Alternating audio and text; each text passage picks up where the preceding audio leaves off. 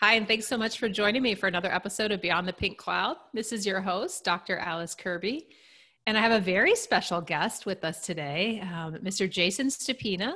He is a Shiva Murti healer, among other things, and he also happens to be one of my very best friends on the planet. So I'm excited I get to spend some time chatting with him today and hearing and sharing about the work that he does.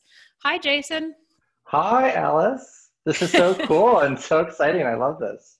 I know. It's really fun. And for those of you just listening, if you have a chance, I would say go check out the video on YouTube, as Jason has this beautiful background and these lovely yellow flowers. And so visually, it's quite pleasing. And so, Jason, I know we're going to get into a couple topics today, but I'd love for you maybe just to tell us a little bit about what Shiva Murti is. Yeah, sure. So Shiva Murti is a healing modality that comes from Bali, Indonesia. And so it has its roots in Hinduism. Bali has its own form of Hinduism. And so it's a form of healing, energy medicine, where you really connect to this divine energy. And we can talk more about that later on too, but there's like a whole practice involved. The people of Bali and the culture there is so deeply connected to totality and divine or Brahma or whatever you want to call source, that these energies are just really powerful. I've studied other energy medicines like Reiki and polarity therapy, and this one is pretty incredible. It's just like on steroids. It's strong stuff for sure. That's awesome. Yeah, I definitely would love to hear more about it. And I'm curious, what kind of changes have you noticed in yourself since you've been practicing Shiva Murti and engaging with some of this energy and working with the energy? Because as you said, I know you've done different healing modalities and been involved in a number of spiritual practices. So I'm curious, with the onset of bringing Shiva Murti into your realm and your healing practice, what you've noticed personally. Yeah, I mean, my connection to I've had a meditation practice for a long time, and this has just really amped up my connection, my deep connection to totality. In Bali, they are so connected. Like each restaurant, hotel, everything has its own altar. Every home has its own little temple, and they're constantly in devotion and prayer. And my teacher there, Ratu Nabe, his daughter posts videos of him. He's constantly chanting and in connection, every day, doing ceremony every day. And so I just think this connection, they've created this opening that's so large. And so when you plug into it, you're just like, whoa, you know what I mean? You really feel it. So it's definitely changed my spiritual practice, and also to my healing practice. My focus has been deep tissue mixed with energy medicine, usually Reiki, and I also have other energies that have come to me through my meditations. And so mixing deep tissue, the very tactical, with energy work has just been very beneficial to my clients. They love it, and it seems to be very effective. But mixing deep tissue with Shiva Mirchi, that's next level. And so it's definitely changed my practice as well. It's so great that you're able to bring this traditional and ancient healing method from Bali into your practice in Jason's in Los Angeles. So it's, an urban area and a lot of busy people, and to be able to bring some of this healing, ancient healing work into that realm, I think is really needed and really neat. Yeah. Mm-hmm. And so I'd love to just kind of backtrack a little bit to how you got started. I know you mentioned you're a deep tissue massage therapist, and of course I know that about you. But Jason and I actually met at massage school many, many years ago. So we went to this school called the Heartwood Institute, and it was way up in the mountains in Northern California and Humboldt County. And it was this really neat healing environment, and everyone around the school, all were marijuana farmers. And this is back before weed was legal. Do you remember that initial orientation? And they were like, don't walk off the property. It's not safe. I do remember that. I was like, why? But maybe you could share a little bit with the listeners about what brought you to Heartwood and kind of what started you on this healing journey in the first place, and this journey towards doing healing work with others in the form of massage therapy, and then later bringing in more of these energetic practices. Yeah. So, I moved to Los Angeles when I was pretty young. I was 19. And I don't know, I just got that hit with that wave of seeking. There's there was a very famous bookstore here called The Bodhi Tree. So I just got into that. Like I got into like reading books and like hearing about all these crazy things like astral projection and meditation and like, the chakras. And it's like, what is this? Like, it sounds so exciting, and I want to be a part of that world. And I figured massage therapy was a way, like a path into that world as like, it's like a career and also sort of a spiritual path. And I was like, that sounds pretty great. So I ended up at the Massage School of Santa Monica, where I was taking like their basic certification program. And one day I was in class and there was a random woman there, and she wasn't part of our group or anything. I think she was there like making up hours. And we only talked for a few minutes, and she was like, you know what, you need to go to this place called the Heartwood Institute. And I was like, what's that? She's like, it's this magical school, like way up in the mountains, and you live there and eat, 3 vegetarian meals a day and just get saturated in like all kinds of spiritual practices. And I was like, sign me up. So yeah, that's how I found Heartwood. And I never saw that woman again. We only talked for like 5 minutes. That's so crazy. Like there's random encounters that just completely change your life. Yeah, exactly. So yeah, then we went up there, and that's where we met, like day one. Yeah, I know. It's so fun.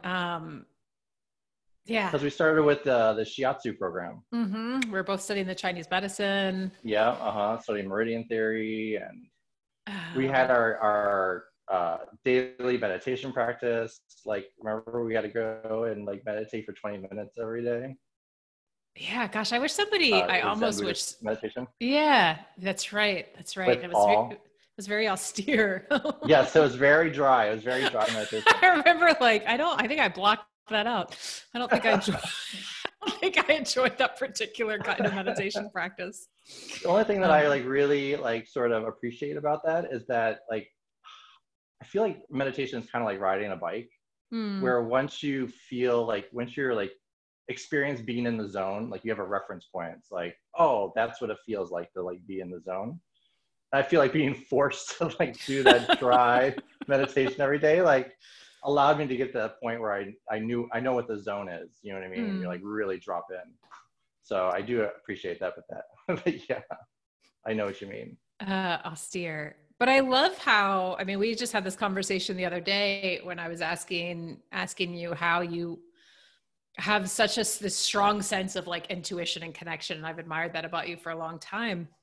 And you mentioned, because I would love more of that, and just being able to really know like, okay, this is what I think is going to happen next. Or like, I feel okay with what's happening now because I trust. I feel like you have a really good sense of like trust in your life. And I'm curious if you could tell us a little bit about your own meditation practice or other things that have really allowed you to develop and maintain that. Yeah, one of the major things, we haven't gotten to this yet, but I'm sober, and one of the things that I do in my anonymous program is we talk about surrender. And so I've sort of taken that and like plugged it into my spiritual practice in a way that's like super intense. And this might sound crazy to people, but like before I do my meditation, I surrender everything. So I say like, I surrender my mind, I surrender my thinking, I surrender my heart, I surrender my body, I surrender my relationships, I surrender my finances. I go through and just sort of imagine everything going into like the opening into the divine. I just like surrender it all. And that like really intensifies my connection. And as that connection gets more and more intensified, like my intuition grows stronger. And so I do that every morning before I do my regular meditation. Oh, I feel like you have like a multi-step meditation practice, because then I know oh my gosh, it's gotten so like complicated, especially now as Shiva Mirchi. Like there's a whole like elaborate practice that goes with that. So like my mornings are pretty full. Meditations and chanting and firing up and kundalini, and it's insane. It's great though.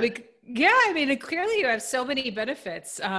Because I feel like I'll listen to you talk, and I don't know, I'll share something that's maybe stressful about my life but then I'll listen to how you kind of share what's going on in your life. And you just seem to have this, yeah, this built-in like ability to really trust, whatever it is that's going on. And that I've, having known you for quite a while, like watch that sort of just guide you. And it seems like you're able to really be in this nice flow with your life as far as what's coming next, and being able to really open and trust that.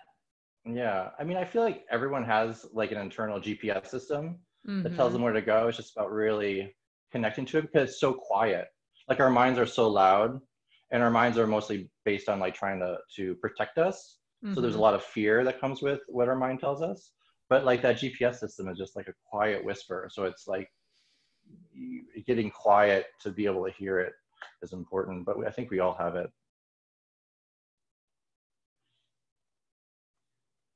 Yeah, I love that. And I feel like that really, and bringing more into my own practices and the work that I do, is tuning in, yeah, to our internal GPS and allowing our body to really do its job of being a barometer. Um, but I appreciate that, what you just said about surrendering everything too. I really like that as a practice. This is the first time I've heard you share that. And do you, I guess I'm asking this just because I'm really curious, like when you surrender everything, I know you said you kind of visualize it. Do you say anything in particular, or do you just kind of imagine all of this stuff like coming out of you and going to like into the earth, or? Yeah, I use the word God, like I surrender everything to God, and I just use it as a shorthand. I know it can be like a loaded word for some people, but for me, it's just like the shorthand for totality, Brahma, 0 point, quantum field, like whatever you want to call like it. And then so like I've just through continuing to build this connection, I've created like a pinpoint Hmm. into the everything. And so yeah, so I just like I said, I use the word God, and I just surrender. Like I said, I imagine myself surrendering everything. I love that. I'm going to try that. Yeah.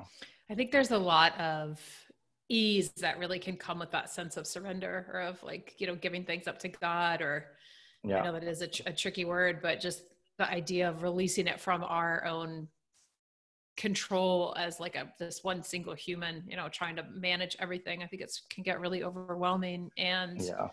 oftentimes it's just not realistic or practical either. I know we like to think we have control over what's happening in our lives, but I think Yeah. that's something the pandemic has really brought up for a lot of people, is this very like stark reality of, oh no, we don't really have control. And I don't really think we ever have that much control really, but this Yeah. has really Hmm. brought that forefront, which I I was think just watching could, this YouTube video about Taoism, and I'm uh-huh. totally gonna like murder this this quote or whatever, but it talks about not trying.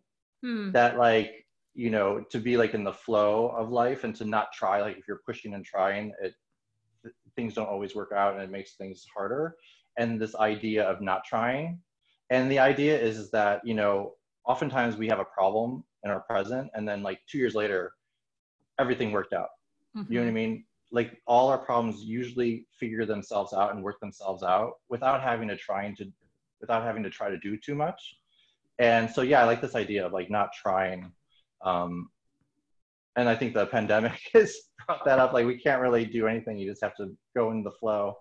Right. Yeah, we really do. That reminds me too of the Qigong practice, because I've been really reignited or reunited with my Qigong practice during this pandemic, and teaching my daily ritual, and that idea of just being like supported, but then going with this flow. And so you're not really efforting your way through the movements. It's like you're being guided and you're allowing these movements to come through you, but it's without effort or without force. And I Yeah. like that as just kind of as a metaphor for life too. Yeah, that's an awesome way to articulate it. Yeah, thanks. Hmm.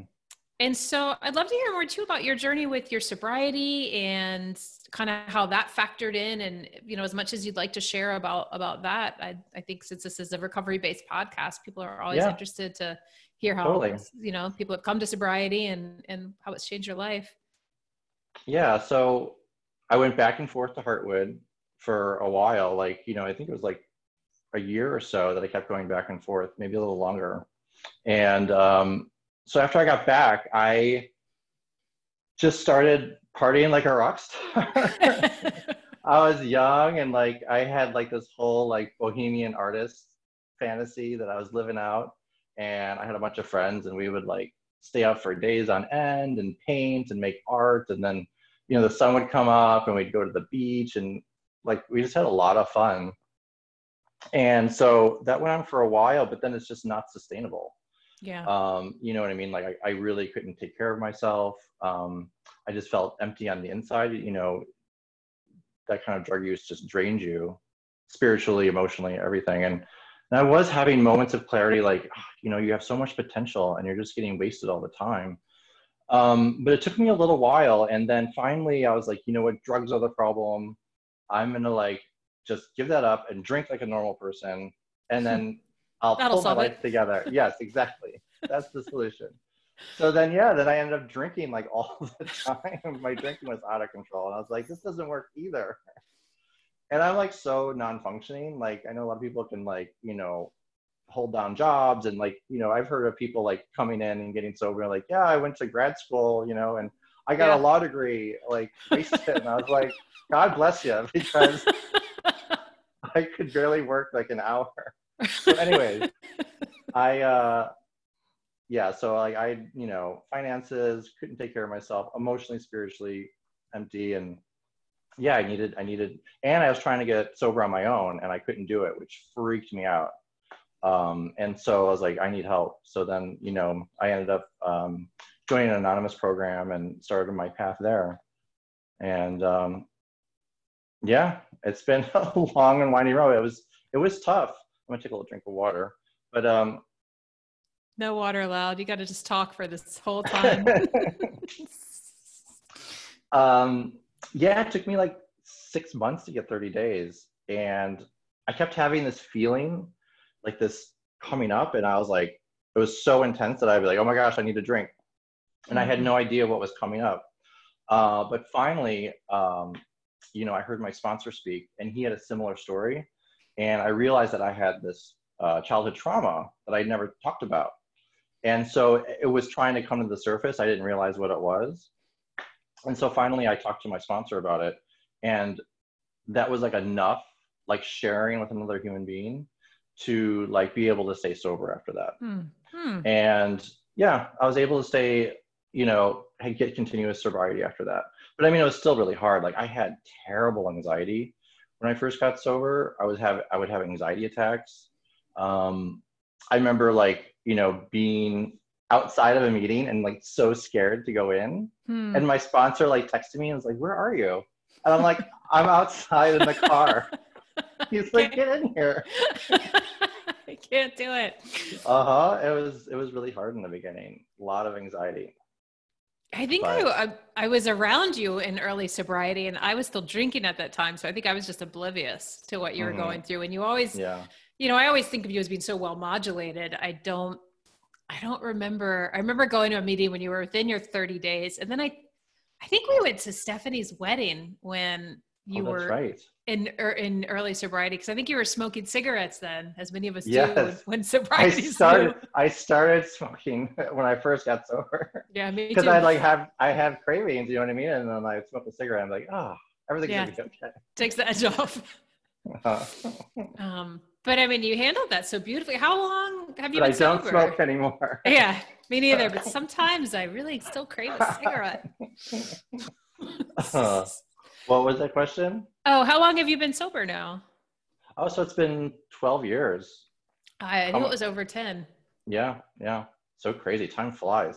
Yeah, that's wild. And it's, I know I mentioned Jason and I have been friends for a long time. When we were at Heartwood where we met, I think that was over 20 years ago now. Yeah. So it's been, so we had a lot of days of partying and then now we have really fun sober adventures. It's neat to see I know our lives kind of parallel. Yeah. I love that. Because we were both kind of in school at the same time and like later on. It's interesting. It's been great. And I just, before we hopped on, I was being interviewed on a podcast, a sobriety podcast called The Way Out Podcast, which is really cool. And I was sharing a little bit about my sobriety story. And I was like feeling so much love for you because Jason was such a pivotal person in me getting sober. And I, you know, sometimes I'll tell the story about how I sort of fled to Hawaii, like right in the the final stages of my drinking and demise, and just being really desperate and sitting by this river and thinking I was going to die. And I remember texting you and being like, I think I'm going to die. And you were like, oh, just pray for guidance. You'll be okay. And I feel like that really like was the line that pulled me out. And, yeah. And then for the first ever, recovery meeting I went to was to hear a friend of yours speak. And that really, yeah, that's right. changed my whole life. I've been sober since that day. Yeah. So, Jacob. He's got a powerful story. Yeah. Yeah, it really changed my life. Yeah. So. Yeah. Wow. I know. So great. So exciting. I know. I know. It is exciting. Oh my God. I love being sober. Not in the beginning, but now it's like, oh, I just love the clarity. Yeah. And being so, yeah. It's just easier too, to not be like, now when I have anxiety and I watch myself, I was doing this morning, like obsess over certain things, I'll sort of take that step back and be like, oh, well, at least I'm not obsessing ridiculously over alcohol and like how exhausting that was. And yeah, how all consuming that was. Yeah. Being sober is way better. And I have a lot more energy, which is great. And so I know you mentioned we were in school around the same time. And I think you went into graduate school, or no, you were getting your undergraduate for art. Like, after I got sober, I was like, I need to catch up. I need to like go back to school. You know what I mean? You have that feeling when you get sober. And like I said, like I had that whole experience, while using where, I was painting and making art, and I really have a passion for art. So I was like, oh, I'll go to art school. So I ended up going to UC Irvine to get an art degree. And so, so I went through that whole program there, and then I was going to go straight into grad school. But at the end, when I was finishing my undergrad, I was having like all these health issues. I call it my hysterical hernia, because I was having like all these stomach issues, and I had like this bulge. And so I was seeing specialists, and I couldn't figure out what was wrong. And I mean, this is oversharing, but like I had a colonoscopy, and like it was like a whole big thing. And so anyways, on the same token, I had a friend there who's like an amazing psychic and Reiki master and medium. And he was giving me all these sessions. His name is Mel Pruneda. And one time, this is going to like sound so to your listeners probably, but it's my story. So, so we're doing all these Reiki sessions. And then one time I was in a session, and, you sort of like go into these deep states and you sort of leave your body. And so, I was traveling around, and I saw this cave, and there was all these eyes in the cave. And then, so, I kind of came back after the session, and I told him, I was like, I saw this cave, and there's all these eyes in the cave. And he was like, those are your spirit guides. And I was like, what's that? And he's like, do you want to meet them? And I was all, sure. So again, he like did a bunch of Reiki on me, got me into that deep state. And then, I met my spirit guides, and like we conversed, and they were like, you're a healer. That's why you're here. You need to move back to Los Angeles and start your healing practice again. And, which totally freaked me out, because my train was going in a totally different direction. Like I was all planning to apply to grad school. I was living in Orange County, so my practice here in Los Angeles was done. And so the idea of switching gears and trying to rebuild my business in Los Angeles sounded really scary, but I listened to that guidance. I moved back to Los Angeles and rebuilt my business, and the clients all came in. I was totally fine. All those medical issues went away. And so it was obvious that that was my path. And that's so, I love hearing things like that. I'm curious too, like, what's your take on like the medical issues going away? Do you think that just was like some kind of internal resistance, or your being not going on the path that was really most aligned for you? What do you think that was? Well, it's interesting, because when I went to Bali and worked with my teacher there, Ratu Nabe, he shared a similar experience. Like I didn't even tell him this experience, but like he wanted to be a bodybuilder. Wow. Of all things. Yeah, it's super cool. Like, but he didn't want to be a healer. And then he started having all these medical issues, and he got into like a bike wreck, and like all this stuff happened to him. And he says it's a call to be a healer. Often healers go through this where like, it's like, okay, it's time to change course. It's time to do what you're meant to do here. So it was interesting to hear that he had a similar story. It is. Yeah, I didn't know that. Yeah. Do you? And just to like bring it back to the spirit guide thing. Sure. So after that, you know, of course, I'm like a junkie when it comes to white light experiences or anything that's gonna, you know, help me explore my consciousness. So I actually studied how to do that, and I started taking people and to meet their spirit guides and whatnot. And so, you know, just to like clarify like the woo-woo part, like they would come out and they would be like, the information I got is incredible and it's so accurate, it's so bizarre. But they're like, how do I know it's not my subconscious? Mm-hmm.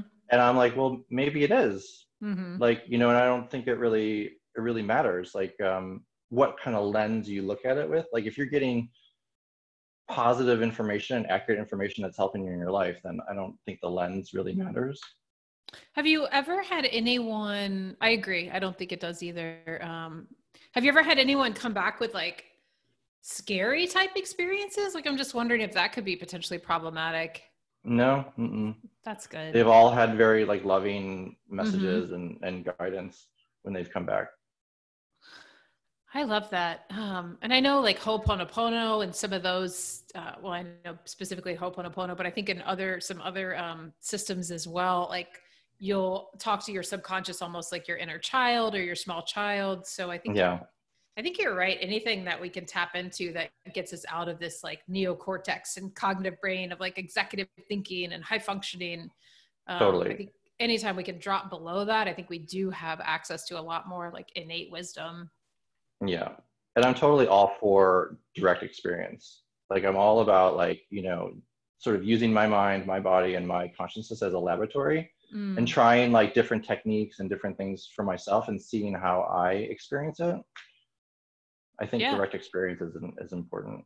definitely. Someone I talked to a while ago, I think she was my 10th episode, Kirsten Johnston, she talked a lot about how like doing the self experience is the experiment, and that is kind of creating our own realm of like evidence-based practice. Is if Exactly. you know, I try this thing and it works on me and it works on me 10 times, there's my body of evidence. Yeah. And then you know, trying that again for other people, and if you want to, if that's the work you're in, to see if you can replicate it. Yeah. I think that's important. I want to go meet my spirit guides. I didn't know you did that. Yeah. I mean, I haven't done it in a while. I studied with an incredible psychic medium teacher that taught me. Like she has like spirit guide classes. Her name is Deborah Hookey. She teaches in Orange County. But yeah, she taught me how to do it. And so I was doing it for people for a while. But yeah, my calling is more like physical healing and emotional healing. But yeah, I kind of let that go. But I'll do that for you. Cool. I know. Yeah. I feel like that maybe that'll help with my intuition when I need it. Yeah. And so it sounds like you've had quite a few of these profound spiritual experiences, or almost the way you talk about it, it's like they're subtle yet profound. And I was wondering if you had any other like pivotal points that kind of have guided your life or direction aside from the ones that you've mentioned. Yeah, just the next one is like, so when I got back to Los Angeles and rebuilt my practice, I was like, okay, now what? And, you know, I was doing, like I said, like a lot of deep tissue work mixed with energy medicine. And I had clients that I was helping and healing, but like they would constantly have to come back. So like it would heal them, you know, they would hurt their shoulder and they would be fine. And then they would have to come back in like a few weeks and the shoulder would be hurting again. So I kept asking, like, I want something that's more substantial, more, you know, profound. And I was like, you know, so then that's when I got into Shiva Murti. So Shiva Mirchi came to me because a friend of mine introduced me to this woman, Candace Silvers, and she had been going to Bali for over 10 years. So Bali is known for its master healers. Like I said, like their connection to divine is really strong, and they have a tradition of healers. And plus they're a third world country, so they can't really afford Western medicine. So they've really continued this ancient medicine. And so she like went around Bali looking for these master healers with a translator. And over time, she found, you know, a handful of them. And so what she was doing retreats where she would take people to get healings and have the experience. But after a while, she's like, she wanted to find who taught it. And she sent her translator out and like, go find me like who teaches this work. And so it took her another couple of years, but she found Ratu Nabe, who agreed to teach her. So she didn't think it would work. You know what I mean? She's like, I'm from the West, and it won't work, but I want to have the experience of learning how to do it anyways. And she, he taught her and initiated her into it, and then she could do it. And so then like the next year she brought 2 people to get initiated and to learn it. And then the third year she brought a group of us, 20 of us, to learn it and get initiated. And yeah, that was almost 2 years ago. So you've been to Bali a couple times, right? To continue to deepen your learning. Exactly, because it's such a deep and rich tradition that there's so much to learn. That's amazing. Yeah. Mm-hmm. What kinds of things have you noticed in the clients that you're working with since you've been adding the Shiva Murti in? Well, for instance, like I had a client that had really bad arthritis in his hand, and like even had like a little bump on his thumb. And this is something that I couldn't really do anything with when it comes to massage therapy. Like I could do some massage, but it really couldn't help arthritis. But yeah, I did a healing on his hand, and he said within a week the bump went away and all the pain went away. And like I had another client that I've had for years and years and years with back issues, and again I would help his back for a period of time, but then it'd always come back again. And so he came in, and he was actually going to do Vipassana, which is like a 10-day meditation retreat where you're sitting for 10 days. And he was really scared about his back. So I did a healing on him, and he said he went on the retreat, had no back problems, and then texted me a couple months later and said, my back is still feeling amazing. Wow. So yeah. And then also works on emotional stuff. I also had another client that was having like a lot of heart issues and was having like pain in his heart, like emotional pain. And the Shiva Mirchi also really helped with opening that. He was working with a therapist at the same time, because as it opened, things came to the surface. But yeah, it also works on the emotional level as well. That's fascinating. What do you get a lot of resistance? I don't know, because LA I think is open to a lot of alternative healing and things like that. But I'm curious if you do run into resistance from other massage therapists or other, say, physical therapists, for example, or other people within the sort of the healthcare profession around like doing a modality that isn't as recognized in the West, or how you manage that if it does come up. I mean, it's a little tricky, like being a pioneer, being like one of the first people to bring in, because everything like yoga is a household name now, which before, when that first came, everyone was like, what is this crazy thing? And like Reiki is kind of a household name now. So it's like, so bringing something brand new in is tricky, because you really have to explain what it is. And I definitely like have to like show people, like I'll, but yeah, and some people like don't have any interest. They're like, no, thank you, I just want a massage. I'm like, okay, that's fine. But yeah, then some people are really into it, especially when I'm able to do it on them. They're like, whoa.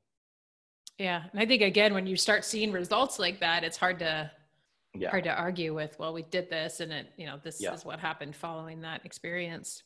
Yeah. And then I'm curious too, because I know you spend a lot of time in nature, and we've certainly spent a lot of time in nature, hiking and camping and having various adventures.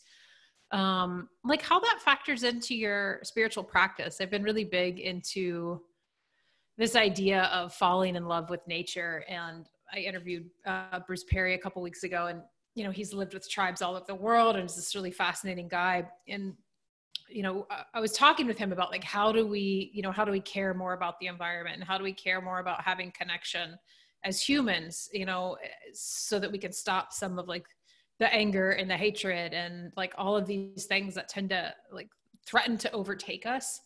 So I guess this is and so like part of his answer when I asked him this question is like, I think we need to all fall in love with nature a little bit more. And so I'm just curious how, I don't know, like how the role of like nature in the outside world and the natural world has also played a part in your personal healing journey, and if that factors into the work that you do at all. Yeah. I mean, when you talk about that, it actually brings me back to Heartwood, because we were like secluded, like in nature, in the mountains, and there was no distractions as far as like we didn't have cell phones yet. I'm totally dating us, sorry, but we didn't have cell phones yet. We're old. Laptops. And there was no, actually, you know, no advertisements. There was no billboards. You know, there was no. You were just in nature for a long period of time. And for me, like my consciousness would just expand. And I remember one time in particular, I was hiking on that trail that, like, sort of the road trail that goes up, and like the wind was blowing through the trees, and like I could feel the wind like in the leaves, like my consciousness was in the tree. That's how like expanded out it had become. So I feel like when we're here in the city, it's like we bring it way in to protect ourselves because we're getting bombarded with so much data and information and like advertisements and, you know, people. And so, you know, on our phones keep us like really close. So I think it's so important to get out in nature just to let our consciousness like breathe. And, you know, we just went hiking, you know, a couple of days ago, and just to be way out there and swimming and then like have my body against the warm rocks, it just resets me completely. And it's so important. It's so important. I feel that way too. Like it's a total reset, especially when there's that cold water element involved. It's so nice. It's so pleasant. And yeah, it's like a resetting and a recharging. I was thinking too, I don't know if this is related to anything, but I'm going to go ahead and share it. Just being back at Heartwood. And that's one of I've had a couple times in my life where I've had really strong guidance, like in talking about how I want to build my own intuition. And I remember like I was getting ready to leave Heartwood, and I'd been there for a while, and I was up on the airstrip. So you're kind of like up high above everything. And I remember it must have been late summer because there was like dry oats and everything was kind of brown the way California gets in the summer. And I was like, I don't know what to do next. Like, what should I do next? And I had this really strong voice that was like, go sit Vipassana. And I was like, what? I don't want to do that. And then it was just, and I've had maybe three times like this in my life, at this really strong like intuition. And it was, again, I was like, no, go sit a Vipassana. And I was like, I don't want to do it. But How I did did. you like it? Because I've been wanting to do it as well. Like I've definitely have had the call from time to time, and I just haven't done it yet. Like, how has your experience been with it? I've done a couple of them. I did 2, and then I served a course like way back. I mean, this was, like a long time ago. I don't like all the sitting just because I like to move. I'm a mover.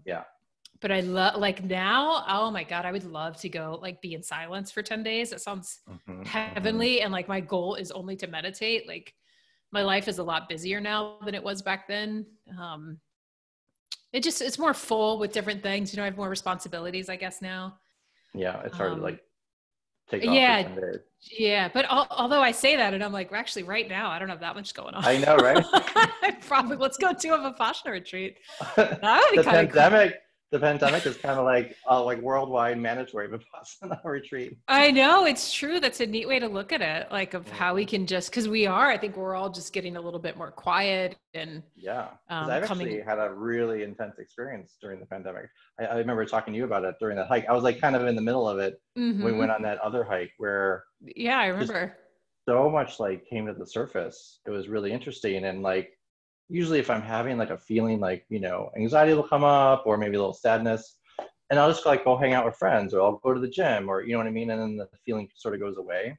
But the fact that like I'm by myself, there's nothing I can do to distract. I was like, okay, well, I guess we're going to have to like lean into it. And so that's what I did. I just leaned into it and felt the feelings as much as possible. And oh my God, I was like writhing around the floor and like crying, and like so much like came out, but it was so good. Like all kinds of old stuff, like childhood stuff. I would just like, as I would feel the feelings, I would like sort of see whatever memories would pop up. And then as I like a memory would pop up, I would just try to like live that memory as fully as possible and feel all the feelings. And so much came out. And then like after like a week and a half of that, like I felt amazing. That week and a half was terrible. Like when I saw you, I was like, oh my God, I'm having the biggest like emotional hangover right now. But that's intense. Yeah. And it sounds like you have the capacity to manage and to handle that though, Is there anything, because I think people are having these kinds of experiences on some level or Exactly, because I've been another. talking to friends and whatnot, and they're like experiencing this and they just don't know what to do. They're like, oh my God, I have so much anxiety right now and I don't know what's Mm-hmm. wrong. I'm coming out of my skin. And I try to tell them like, well, you know, lean into it and see what memories pop up and try to feel it as much as possible. But that doesn't sound, it sounds counterintuitive. Mm-hmm. Like you kind of feel like, oh, I want to make the feeling go away. But Right. I really feel like the best thing to do is it wants to like be felt and to like evaporate. Like it wants to Yeah. come up and out. Yeah. And it's, I mean, I love the parallels because this is what I do all the time with the somatic experiencing work is feel what's happening, but I think if you're not used to that, and we've talked about this before too, because we're never really taught how to do this and we're not taught it Mm-hmm. in school, our parents most likely didn't know it. Yeah. This idea of like feeling even when it's uncomfortable and really engaging your senses, like you're saying, like if it's a memory, just fully like engage all of the senses and be present with it. Mm-hmm. But I think it's difficult, to even explain some of that, like just lean into it. And people are like, what the hell are you talking about? Yeah. Yeah. Like I don't want to What are feel you? it more. Yeah. Well, because I think we're scared too. I was just talking about this with Charlie on the Way Out podcast of like it threatens to sort of overtake us if we don't have the capacity to like contain it. Yeah. Yeah. So I think like having the idea of like containment, and that's part of the work I do, is like, how can we sort of Mm-hmm. contain some of these things so that it becomes okay to feel, to Yeah. feel in our bodies. But that's Yeah. neat that your experience too was so visceral and physical, and you're writhing and crying. It's just coming up, and It was so intense. yeah, it's That's so like not my thing at all. Like I never cry. Like crying is so challenging for me. That's probably why I needed to like go through that as well. yeah. You went for like 8 years without crying or Yeah. something. Uh-huh. That's Yeah. crazy. I mean, it's not crazy, but that Yeah. to me seems, I like It's cry challenging. often. It's Yeah. challenging. Do you feel like since you had that experience recently that it's easier to cry? To be honest, yeah, a little bit. Like it's still challenging, but I was watching something on TV and it was like super sad. Hmm. And I can feel myself start to cry a little bit, which is Hmm. unusual. Like I never like cry because of something on TV. So yeah, it definitely opened up in there a bit That's since neat. then. Yeah. Yeah. And then I know you did a little bit of EMDR too. I just wanted to ask you about that Oh because yeah. that's a lot of people are sharing with me about that. And I know a lot of my colleagues in the SE training do EMDR, but I'd love to hear your experience with it or anything you have to share around it. Yeah. So when I was about 5 years sober, I started like having like these uncomfortable feelings, and I was like feeling like I was coming out of my skin, and that there was something wrong, and I couldn't figure out what was wrong, and um, so I redid the steps, and went back to the trauma. So that trauma that I shared with my sponsor, like sharing it was enough at that time to like Mm-hmm. move on with my life, but then it came up again. It needed to be worked on. And so at that time I was at UC Irvine and I got free therapy, which is amazing. And Yeah. then they referred me to an EMDR therapist.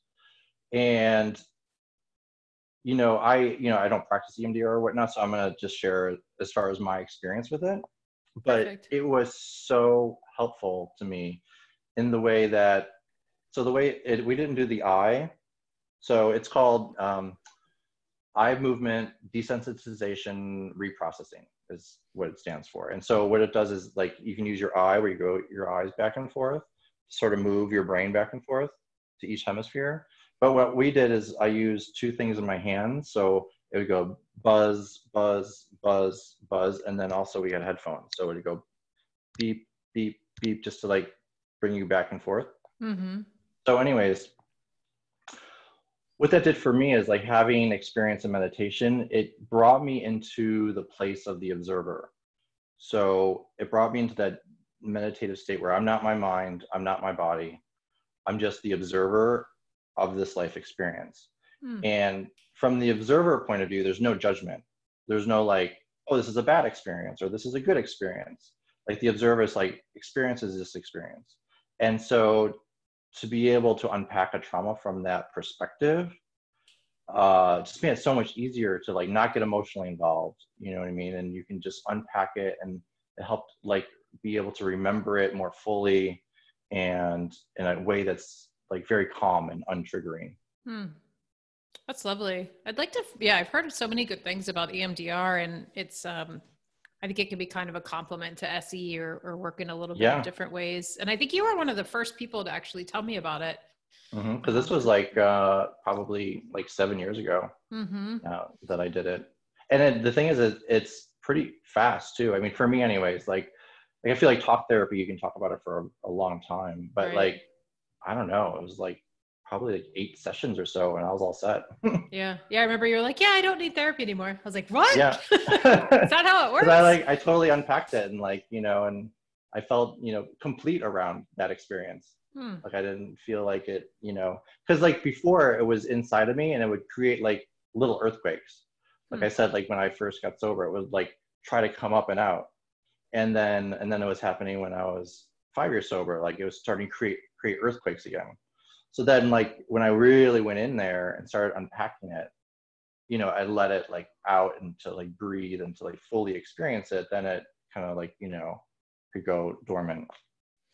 And actually that's when I like started having the intense spiritual experiences, when I started doing the Reiki with my friend Mel, and like had like, you know, met my spirit guides. Like I had like this floodgate open, and I really feel like that was part of it, that by me like digging so deep within myself, that it allowed these other experiences to happen. Like there was gifts in me like facing these hard things by like digging in and unpacking these really challenging traumatic things. It opened up a pathway like where I totally had another like incredible experience spiritually. Yeah, that's beautiful. I think it almost like opens up more space in us, or that it's like sometimes with those traumas or perceived traumas, or even that like chronic stress pattern that we can get into, I almost feel like we sort of lock these areas away, you know, behind like a tight metal door. And as we start addressing them or feeling them, it's like we're opening the door, and then all of a sudden there's the space that can like reintegrate and allow for more movement to come through and more connection to come through. Yeah. Exactly. It's a great way to put it. Yeah, it's really lovely. And I think that all is just bringing us back into like our essential selves and who we actually are, like as beings on the planet, and not so much dictated by like what we think or our fears or our past traumas. Yeah. And so with the Shiva Murti, I know you do it in conjunction with deep tissue, but I know you've done like some distance healing, I guess, with the picture. Could you talk a little bit about how that works? Yeah. So I can use a photograph to do healings, and, you know, energy is energy. So it doesn't really matter like where you are, the energy knows where to go. And yeah, I've had incredible results with using photos, especially too, because I can really let go. So the idea of Shiva Mirchi is like, I'm not actually doing anything. What I'm doing is like, I'm the cord that's plugging into the energies, and the energies are coming through me into you. So the more I like sort of let go and allow the energies to come through, the stronger it is. So sometimes when I have like a photo and like, because, you know, like my mind comes in and I get a little self-conscious and whatnot. So, but when I'm alone, like I just like, whoa, you know, I really get into it because I'm not worried about like a client being like, what are you doing? So it's really powerful to work on photos too. That's neat. Yeah. And you can work on animals. I had someone call me that had his poor little puppy had a herniated disc, and like he couldn't jump up on things, and he was really having a hard time, but he was too old to get surgery. And so yeah, I worked on him. I mean, I didn't make the herniated disc go away, but like the pup's out of pain now, and he can jump up on things and, you know, run around and whatnot. Yeah, that's so exciting. That must be, does it feel different to work on an animal or a picture of an animal versus a human? It doesn't feel different, but I feel like animals may be a little bit easier to work on because their sort of lust for life, you know what I mean? Their will to live is like really strong, you know what I mean? So like, I think that like sort of adds to it. I can imagine that. I was just looking at a dog hanging out of a window yesterday when we were driving back. And I was like, Mm-hmm. dogs are so good at joy, you know, because they are. They're just enjoy, I think 90% of the time, or 85, high percentage, higher than humans. Yeah, totally. Yeah, I know. That would be so neat sometimes to be a dog for like a day. Uh-huh. I know. If you could be an animal for an afternoon, what would you pick? I don't know. When you just said that, a parrot popped into my head. I don't know Really? A why. parrot? I Oh don't know man. why. Like maybe to fly around and to look all beautiful and gorgeous. We have a lot of parrots here in my neighborhood. That's why I was surprised. And somebody on Oh, next really? door is like, They're probably, they're so annoying. They're taking over, which they kind of are. There's more of them every year, but they're yeah, and cool. They're green. they're intense with their, their sound. Yes. And I've heard that have like intense personalities. I had a patient who told me they had parrots in like a big indoor cage type of thing, like a big, huge one though. That was like their whole outside area. And she said they would have like a fight club and they would stand in a circle and then two parrots in the middle would fight each other. Mm-hmm. Which That's wild. I know that's sort of colored my view of parrots. You're like a parrot. You want to be a parrot? What? No, sorry. I was like totally judging your choice immediately. Like choose something else. No, I mean, a parrot sounds great. Cool. Yeah, sure. Moved on. No, I think to fly would be pretty neat. Yeah.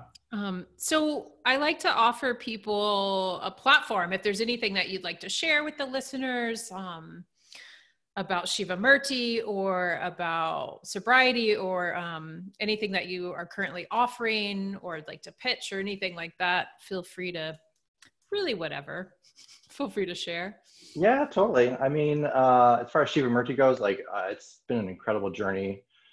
The thing too that I recognize too is when I was in Bali studying with Ratu Nave, it was like being in like a different dimension, being in a different world, only because, our minds get sort of used to our surroundings and our routines, and to be in a culture, in a world that was so beyond anything my mind knew, like my mind couldn't like make a reference.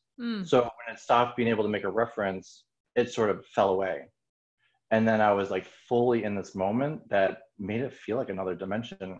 And so I think it's important to remember that like the world is so magical. Like we get used to this idea that reality is standard. You know what I mean? Like I have my job and I get in the car and I go to the store, blah, blah, blah. But like to really like just step back and be like, we are these crazy like mammals, like exploring this planet with how many different species of animals and insects and plants, this planet that's like hurtling through space and time, like at these crazy speeds. It's like, oh my God, this existence is crazy and magical. And so like, I feel like it's always important to remind myself of that. And yeah, I mean, as far as plugging, I mean, I have a website where people can find me, and that's at JMS, my initials, 4 healing.com. So JMS4healing.com. Cool. And I'll make sure you put that in the show notes. And I love what you just said. It's so true. And it's so easy to get distracted from it, or to even think that that's like silly of like, oh, what do you mean we're magical? But like, of course we're magical. I mean, and again, like even with the Qigong, I feel like having this practice again has brought me back to some of that. Cause it's like when you think about sort of, I like to close the practice with gathering chi and like pouring it over your head and letting it come down like a waterfall. And it brings me back almost every time to like, wow, we get to be part of this planet with so much beauty and so much available to us, and just to tap into that energy instead of like, how many articles can I read about all the horrible things that are happening, and not to like ignore what's happening, but also I think we can respond better when we come from a place of being full of like what we actually are. And then it's like when these terrible things happen, we can like hold both of this is happening and it makes me uncomfortable, and also like I'm this grounded magical like human here. I love that. That's beautiful. Thanks. Yeah, I think it's really important to note that like being magical doesn't mean that you're like not also present. I mean, for me, especially with being sober now and all the SE, I'm like, I feel more present than ever, and like really pretty magical most days. So it's good to have friends like you who remind me of that. Yeah. You too. I Yeah. like really cherish our friendship. Yeah, I know. It's so nice. Mm-hmm. Yay. I know, I feel like we could like go on for a while and tell stories, but maybe we'll have to do round 2 and we could talk about Kalalau and other stuff. Oh my gosh, that's right. Yeah, let's do it. But thanks so much for coming on. I'm glad we took the time to do this. And yeah, it was so fun. Yeah, it's really fun. And so, yeah, thanks everyone for listening. And I'll post Jason's info in the show notes. Definitely check him out. He has a really neat video on his website too. It's just maybe 2 minutes or something like that. It's short. But it shows him in Bali doing some of the Shiva Murti work with his teacher there, and also shows him working with clients and talks a little bit more about it. So that's a really neat way to, if you're interested, just to hear a little bit more and to see him working in some different environments. I've actually sent that to quite a few of my clients and my patients as well. It's a nice video to watch and to further introduce yourself to the work. So definitely check that out. And thanks for being here, Jason. Thanks, Alice. I'll see you later. See you later. Bye.